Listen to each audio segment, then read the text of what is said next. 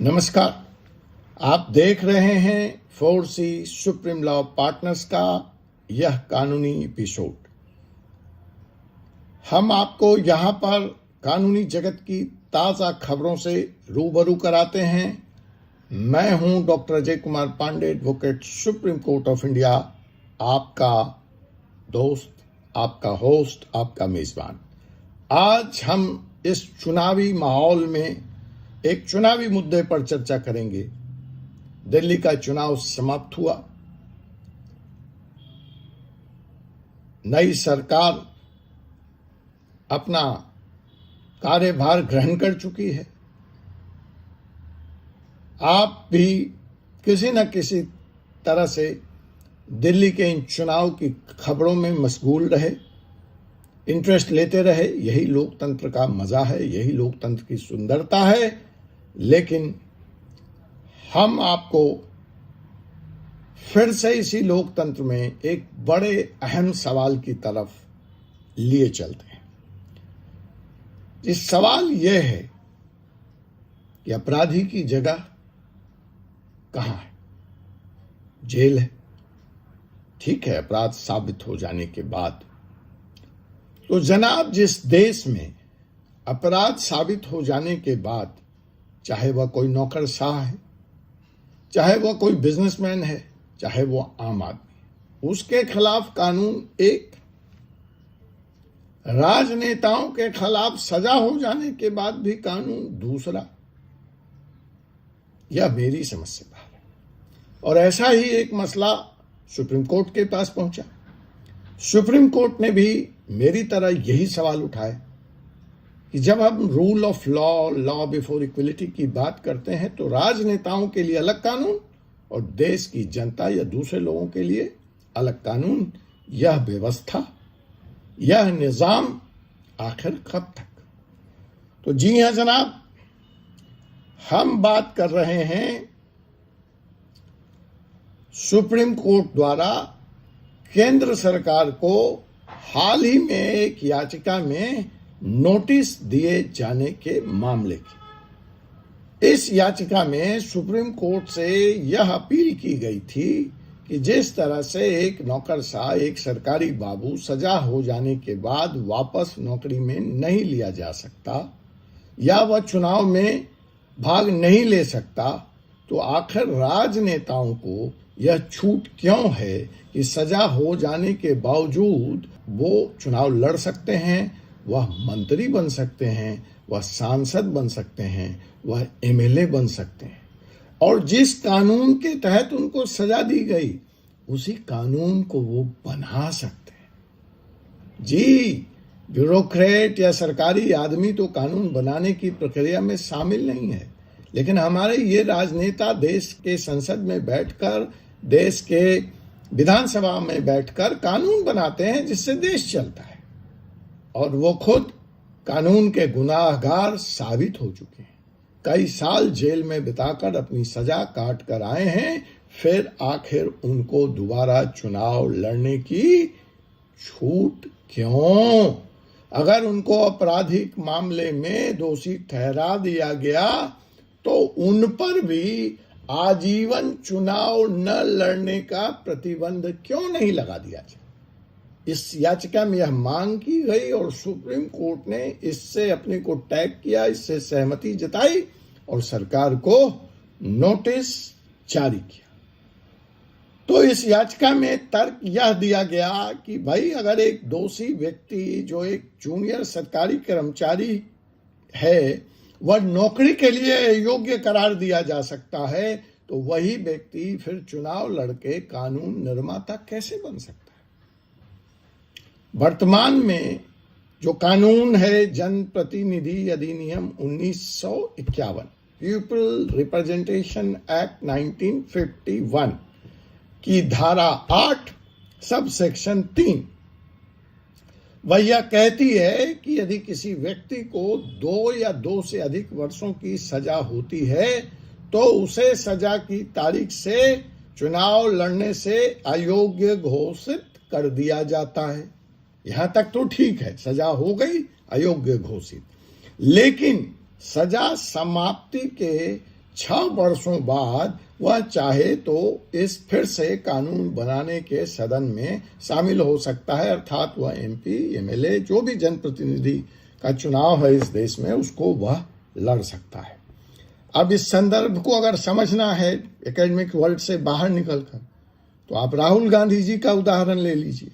2019 में कर्नाटक के कोलार में एक चुनावी सभा में राहुल गांधी ने टिप्पणी की थी कि सभी चोरों के नाम आखिर मोदी मोदी मोदी क्यों है। नीरव मोदी, ललित मोदी, नरेंद्र मोदी। इस बयान के बाद गुजरात के एक भाजपा विधायक पूर्णेश मोदी ने उनके खिलाफ आपराधिक मानहानि का मुकदमा दर्ज कर दिया। सूरत की एक अदालत ने 2023 में राहुल गांधी को दोषी ठहराते हुए 2 साल की सजा सुना दी।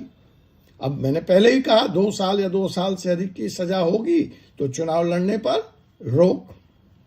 सजा सुना दी, जिसके तहत उन्हें संसद में अयोग्य भी घोषित कर दिया गया।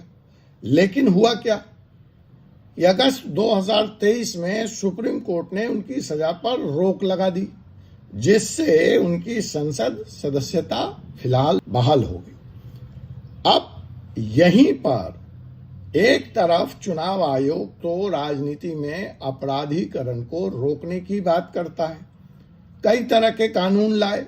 उदाहरण के लिए उम्मीदवारों को अब चुनाव लड़ते वक्त अपने आपराधिक मामलों की जानकारी सार्वजनिक करनी होती है, लेकिन इसके बावजूद देश में चुनाव लड़कर संसद पहुंचे अपराधियों की संख्या में कोई कमी नहीं आई है। अगर इस बारे में विस्तार से आप जानना चाहते हैं कि देश का election law, people representation act क्या है, तो हमारे आने वाली किताब, जिसका लिंक इस डिस्क्रिप्शन बुक में दिया गया है, ABC of election laws in India, जरूर पढ़ें मंगवाकर। किताब की चर्चा हुई तो हमारी प्रॉपर्टी पे आई हुई बुक, जो अब जल्द ही अमेजन पे उपलब्ध होगी, उसे भी मंगवा के आप पढ़ें, प्रॉपर्टीज लॉज अनवील्ड।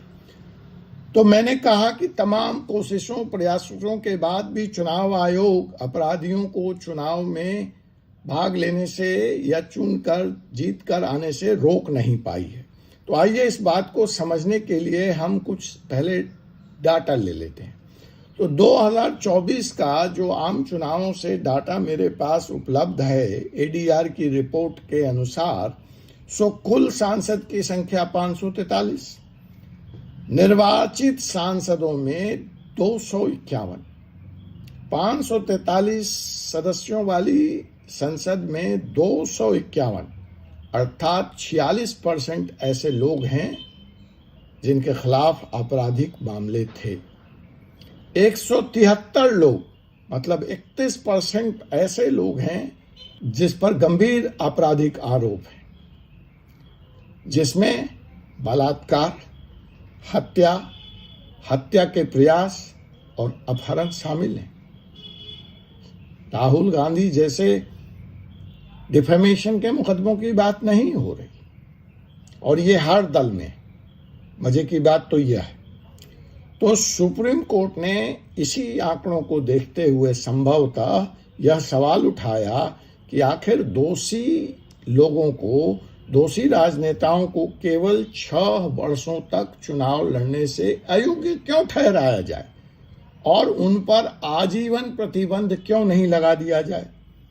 अदालत ने कहा, कानून तोड़ने वालों को भला कानून बनाने की अनुमति कैसे दी जा सकती है। यह तो क्लैश ऑफ इंटरेस्ट है, यह तो हितों का स्पष्ट टकराव है।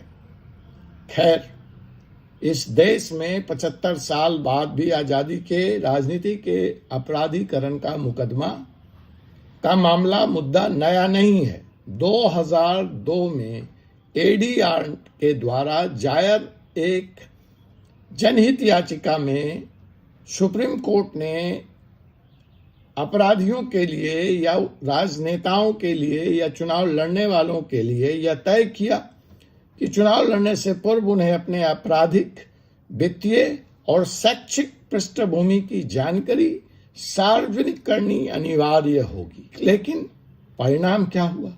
वही ढाक के 3 पात कि आपराधिक पृष्ठभूमि वाले उम्मीदवारों की संख्या में कोई कमी नहीं आई, वो बढ़ोतरी ही हो गई।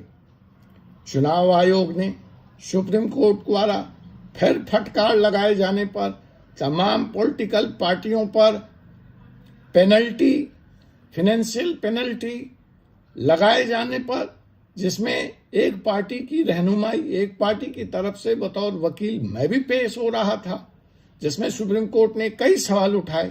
एक कॉलम होता है उस फॉर्म में कि सारा ब्यौरा देने के बाद पार्टियों से यह पूछा जाता है कि आप आखिर इसी व्यक्ति को यह जानते समझते हुए कि यह इसका आपराधिक रिकॉर्ड क्यों है, आप टिकट दे रहे। तो उसमें एक लाइन, एक वर्ड लिखा जाता है, विनेबिलिटी, कि जनाब हमारी पार्टी में यही एकमात्र व्यक्ति है उस संसदीय क्षेत्र से, उस विधानसभा क्षेत्र से जो चुनाव जीत सकता है, इसलिए हम इसको टिकट दे रहे हैं। खैर, इस पर भी सुप्रीम कोर्ट ने गहरी आपत्ति व्यक्त की और सुप्रीम कोर्ट ने इसी को, इलेक्शन कमीशन को यह निर्देश दिया कि नो योर कैंडिडेट ऐप बनाया, जिसके तहत से मतदाता अपने कैंडिडेट के बारे में, जिसको वह वोट दे रहा है, पूरी जानकारी प्राप्त कर सके on the press of A button, on the press of on by one single click. और इलेक्शन कमीशन ने ऐसा ऐप बना भी दिया, इसका भरपूर प्रचार प्रसार भी किया, लेकिन इस जानकारी के बावजूद, जनता तक पहुंचा दिए जाने के बावजूद, आपराधिक पृष्ठभूमि वाले लोगों को संसद या विधानसभा में प्रवेश करने से नहीं रोका जा सका है और उनके सफलता की दर जो है वह लगातार अच्छी हुई है, बढ़ी है। तो जब यह सवाल उठा कि इतने प्रयासों के बाद भी उनका प्रवेश नहीं रुक रहा है संसद और विधानसभा में, तो कम से कम वो लोग जो सजायाफ्ता हैं, जिनको सजा मिल चुकी है, उनको आजीवन ही क्यों नहीं प्रतिबंधित कर दिया जाए चुनाव आयोग से। और इसी संबंध में सुप्रीम कोर्ट ने केंद्र सरकार और चुनाव आयोग दोनों को नोटिस जारी करके 3 सप्ताह के भीतर अपनी बात सुप्रीम कोर्ट में इस याचिका में रखने का आदेश दिया है, जिस याचिका में दोषी लोगों के खिलाफ, सजा काट चुके लोगों के खिलाफ अस्थायी आजीवन प्रतिबंध लगाने की बात की गई है। अब यह देखना दिलचस्प होगा कि सरकार और चुनाव आयोग इस पर क्या प्रतिक्रिया देते हैं। हमारी चुनाव प्रणाली में सुधार के लिए क्या कोई ठोस कदम उठाया जाएगा, इस बारे में आप क्या सोचते हैं? क्या दोषी राजनेताओं को पर चुनाव लड़ने से अस्थायी प्रतिबंध लगाना चाहिए? कृपया अपने विचार नीचे कमेंट सेक्शन में साझा करें, हमारे चैनल को सब्सक्राइब करें, बेल आइकन बटन दबाएं ताकि आप हमारे आने वाले वीडियो से अपडेट रह सकें। धन्यवाद। मैं हूं आपका होस्ट, आपका कानूनी साथी doctor Ajay Kumar Pandey, advocate supreme court of India. आपसे पुनः मुलाकात होगी एक ऐसे ही विषय के साथ अगले एपिसोड में। तब तक के लिए मुझे अनुमति दीजिए। जय हिंद, जय भारत, जय संविधान।